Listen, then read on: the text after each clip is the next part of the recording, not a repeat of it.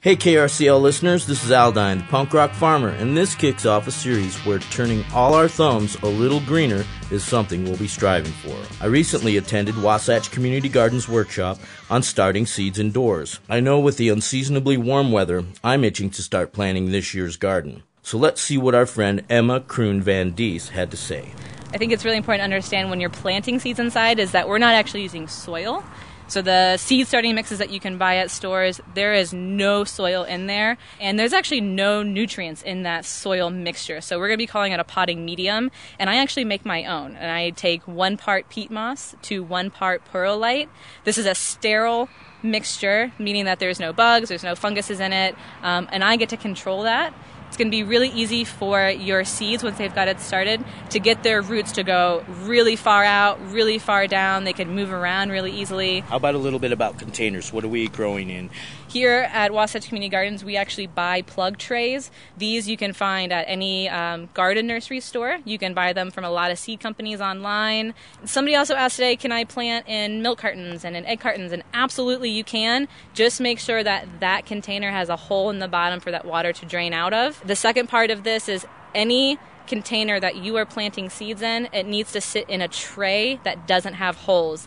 This tray is going to be holding water. Since you said there isn't any real fertilizer or anything in this mixture, so you want to feed the plants a little bit, don't we? Definitely. We're going to be watering in 2 different ways. The first time that we're going to be watering is after we planted our seeds. We're going to be using a spray bottle, and we're going to water on top. We're not going to make this soil soaking wet. We just want it to stay really moist, and we're going to probably water those every day, if not once in the morning, once at night. We just don't want it to dry out. Now, once those seeds have come up, and you see these first 2 little leaves, these are called the cotyledons. Once you see those, you can put that spray bottle away. You're not going to need it again. We're actually going to pull out a watering can or a cup or some sort of watering mechanism, and we're going to water from the bottom, meaning that that tray that we have gathered that doesn't have holes in it, that our pots are sitting in, we're going to put water in that bottom tray, about 1/4 inch, and we're going to let those plants soak it up from the bottom. The way that your plants are going to grow in this style is that it's going to force those roots to go down to find the water.